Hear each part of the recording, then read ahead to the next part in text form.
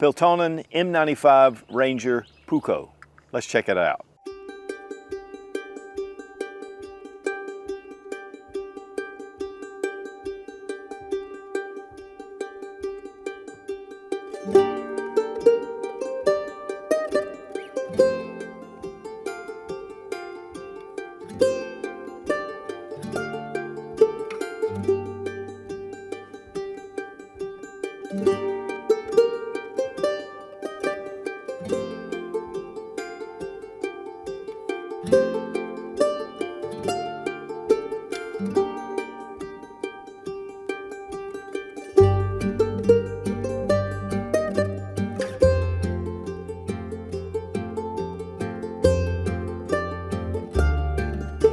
At the Blade Show down in Atlanta, Georgia, there's a ton of different knives, one of the largest blade shows or knife shows in the world.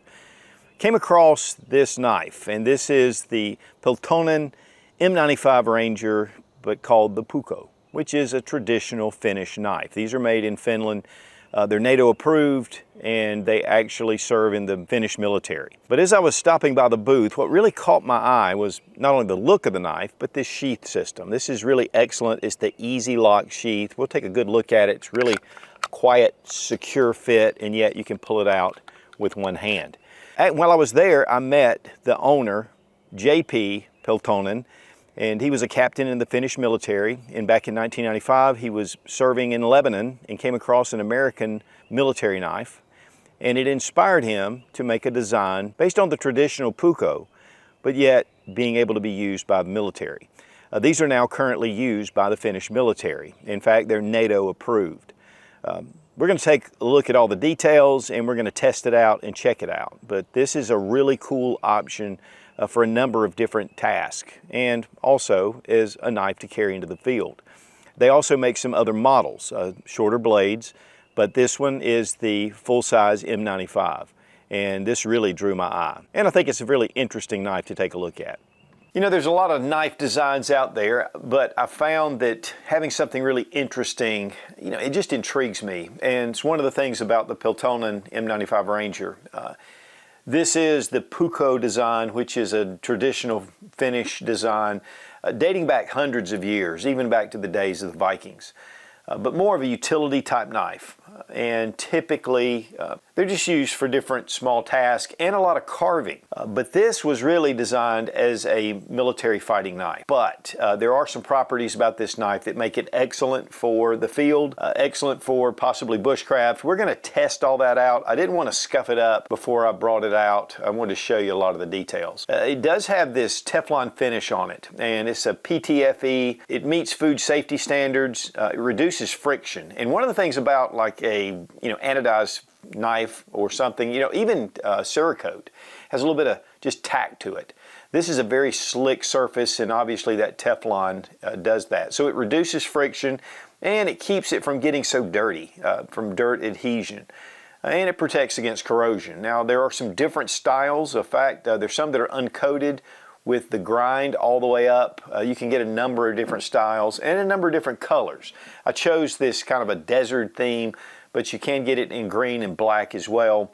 And they're different sizes. There's the M7, which is about a 4.5 inch blade, and then there's the M23, which is the cub. It's a small little, definitely utility knife at 2.56 inches. But it has a Scandi grind. This has the saber grind. It's a drop point, but it is more like that stabbing design because of that long, narrow blade. But it's got a very strong spine on it, and it is at a 90 degree, which is going to be good for your fire steels, which to me is very important. The blade is 80 CR-V2. It's a high carbon steel blade. Rockwell hardness is 59. And that blade thickness is 0.167 inches. It's about 1/8 of an inch in blade thickness. And so for batoning, that's going to help, be a little bit more stable. You don't want something too thin. And then the grip is kind of a rubberized finish on it, but it's actually a TPV plastic blend. They call it the thermoplastic vulcanized. Fancy word for just kind of an overmold. It has a strength to it. It doesn't have a lot of give, but it's a very comfortable grip on the hand. It does have this guard right here, which the traditional Puukkos don't have because they're not really made for stabbing. But this gives it the ability to be able to be used more in a military or self-defense kind of situation. Great for slicing. We do have a lanyard hole here at the back, and we have a little bit of a pommel. It is a full tang knife, even though the grip completely covers it. Then we have this ribbing right here, which makes this, again, very comfortable. This gives you a lot of ability to use this for hard use, and I think even with gloved hands, which obviously the Finnish are going to be more out to be wearing up in the cold north. But this knife can be used anywhere. The oils from this box can get on here, so that did not come that way. But this is just a beautiful, honestly, very slick traditional knife. Now, one of the things, though, that really led me to really take a serious look at this knife was this sheath system. And this is the Easy Lock sheath. This has a rubber wheel right here, and it's tensioned, and you can see the screws. So when you insert the knife into the sheath, and then you just push it down like that, it locks into that rubber wheel. So it doesn't rattle. If it does, it's very little. And then you can actually remove it with one hand. It has this thumb stud right here, so I can just take my thumb, put pressure on it, and then pull it right out. One thing I like about it is that it's fairly quiet. With a Kydex sheath, especially if it's locked into the Kydex, there's a pop to it. They also offer a Kydex option, and they offer a leather option. So there's a number of different choices when it comes to your sheath. It has a tie down point right here if you want to tie it, and it has a slot here to be able to run, you know, through a molly webbing.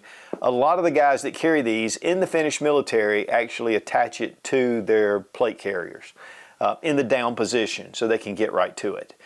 Being a military knife, though, that kind of intrigues me as well. So it's not just a bushcraft knife, it's actually more of a fighting bushcraft knife. The sheath is kind of a plastic composite, very similar to the Glock. Now the sheath comes with a strap. It's not really your traditional belt loop, and it is ambidextrous. It's on either side, and again you have this area right here you can lash it. So we can put it in, bring it back up through this little eyelet, and then we can attach it. It's, you know, a little different, but actually this rides pretty well on your belt. And again, if you want to put another lashing here or tie it down to your leg, you can. This can go to any molly webbing. It's one of the things about it. So it's a very versatile system. It's not locked into one thing. So I can take this again and put it on the other side, and it just works well. But I'm going to tell you, the big thing about this is that locking system. And again, when I was talking to JP Peltonen, you know, that was one of the things he was very proud about, was this locking system, and I see why. And it's the reason why I purchased the knife. And before we get into it too deep, a lot of times knives can be all over the place as far as price. This runs about $100 from everything I've seen online. Running about, again, that. I'm not sure about the leather or the Kydex sheath, if it's any more or less, but with this sheath system, I think that they were running a special at Blade Show where they got $20 off, and it cost me $100. And really, I was pretty excited, and am pretty excited about this knife. I'm looking forward to seeing how it performs. According to a lot of information I read, these are fairly easy to keep sharp with extended use, and so that's going to really help as well. Now, I opted for the Teflon finish, but you can also get a Cerakote finish, and you can get it uncoated, at least with the grind right here. And they offer a 10-year warranty on these. So we have a NATO approved knife used by the Finnish military. Let's check it out. Comes to the sheath, you know, you can attach this. I could tighten this up because the Velcro is fairly adjustable, but even here, it just wobbles around a little bit. It's not a big deal. Again, you can strap that down. But the big thing is putting my thumb here, I can pull this out with one hand. And that's actually something that I really like. That thumb stud, and there are a lot of sheaths that do that, but this is just quiet, and I like that. And then again, putting it in here, I mean, it's secure. We got some cardstock.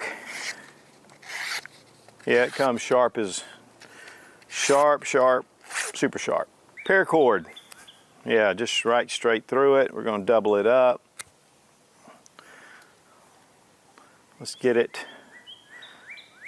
About 6 strands. It cuts right through that, just like butter.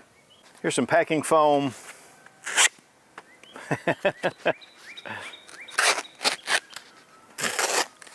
Yeah, you can cut this really easily. Here we got some Velcro. Yeah, it's going to cut through webbing like nobody's business. And probably the number one thing we use with our knives is cutting cardboard.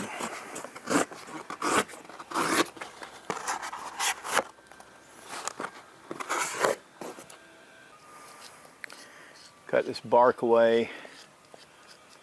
Just glides off.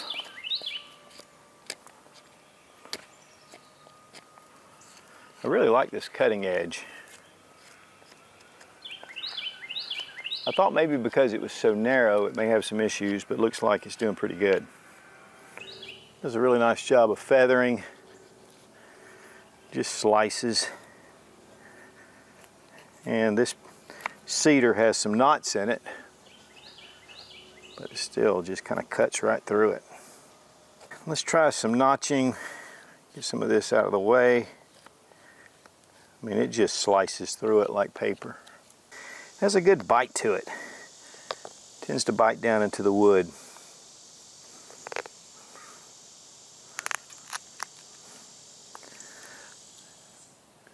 Great way to set up different, whether it's a pot or perimeter alarms, different traps.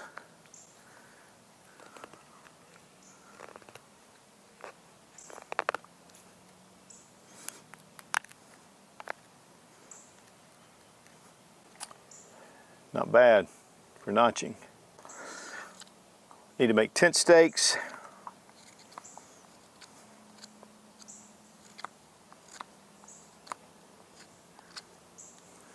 Comes to boring.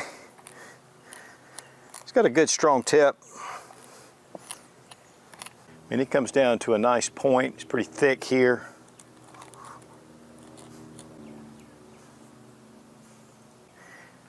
Let's see how it does with drawing.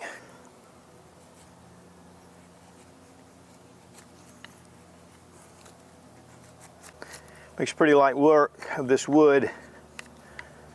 Let's try some of this poplar, see how it does.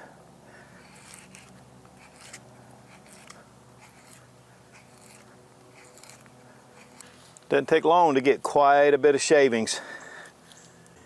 And that tip, looking great. We're going to try a little batoning with some of this fat wood.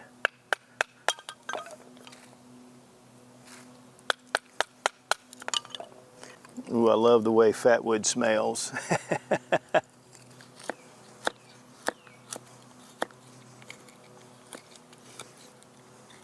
course, this is food grade. And we have been doing a lot of that cutting on the wood.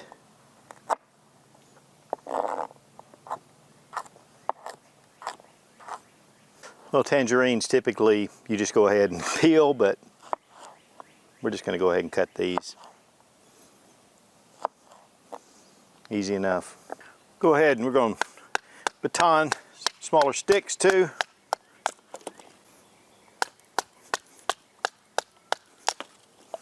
Let's try a little bit thicker log.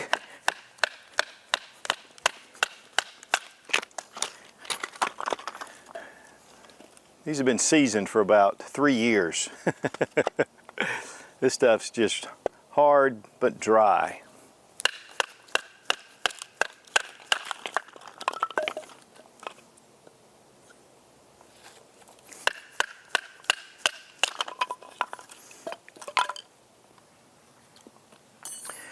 All right, we got the ferro rod here, and we're going to see if we can get a good spark.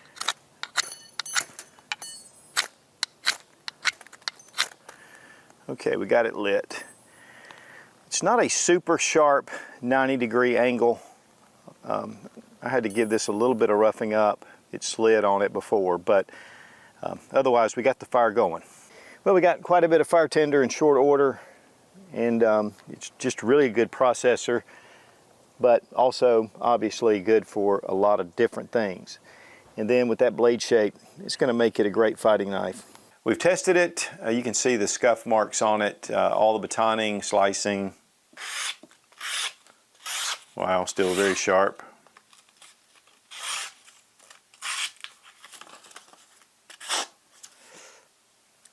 The edge looks really good. I don't see any kind of chips, no problems. Tip looks really sharp and nice. But overall, I think it held up extremely well. All right, again, the price is around $100 with the sheath, and that you get a number of different choices of sheaths. This is, so far, just held up incredibly well. We've done quite a bit of batoning, cutting, boring. We were doing some drawing. Of course, we cut through a lot of different things. This is not going to be a big chopper. Now, I didn't really show that, but because of the blade narrowness, it's just not going to be big enough to really get behind it. You can do it. It's just going to take a little extra work. But in a pinch and something you need to chop down, I mean, you can do it.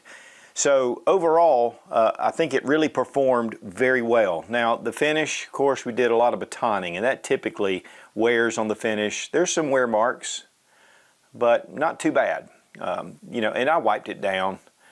The one thing, though, that I do have a little bit of an issue with is while it does have a 90-degree spine in a sense, there's not really a definite edge. I mean, I feel an edge right here, but we weren't picking up the ferro rod if it was slick. I needed a little bit of texture on it, and then we were getting good spark. The carbon in here, you know, even stainless steel that has high carbon, you know, you can hit that ferro rod and be able to create a spark.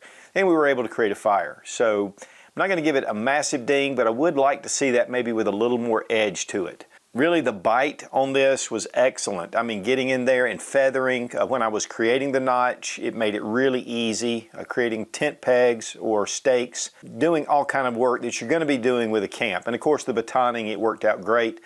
Even with that old dried log that had been sitting around, it was seasoned, and it just went right through it. So overall, I really like this knife and for what it is, and again, it will double as a combat knife if you need to. And so it gives you a lot of capabilities. One of the things is all knives are not great for all purposes. This makes a knife, honestly, that fits a lot of roles. And so I like that. The sheath system, if you like it or don't like it, I like this because it's just a little bit more traditional with this setup. But the leather sheath is really the most traditional, and then when you get with the Kydex, you know, it has a lot of applications with Kydex. I personally really like this. The strap, you know, it held up well, it fits, it does swing a little bit, but again, I could lash that down if I wanted to. The grip is really excellent, and as much as I used it, never even considered that it was uncomfortable in any way. I think it's really a solid grip. It's not too thin, and yet it's not big and thick. I feel like I can get a good grip on it.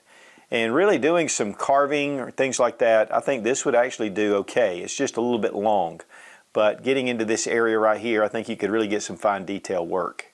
So overall, I really like this knife, and I will be holding on to it. Guys, the Puukko, but yet in a military form, this makes a great field knife. Great knife as a companion on your side, and of course, whether you go with the M9, the M7, or even the M23, which is just a basic little utility knife. And then with the sheath system, this to me really puts this whole package together. And again, NATO approved, so you know they've really put this through a lot of testing. And it was a bonus to meet the actual founder of Peltonen Knives, J.P. Peltonen, and really got the backstory of how this knife came to be. Guys, when it comes to fire, it is essential to survival, and having a good fire kit and knowing how to use it is vital for survival situations. And Exotac makes the best fire starters on the market. Made in the USA, down in Winder, Georgia. Using really high-grade aluminum, they machine some really beautiful handles, a lot of different features, replaceable ferro rods, and a number of other different fire starting tools. You get 20% off using Sootch 20 with the link down below in the description. And a big thank you to Exotac for sponsoring today's video. Be strong, be of good courage. God bless America. Long live the Republic.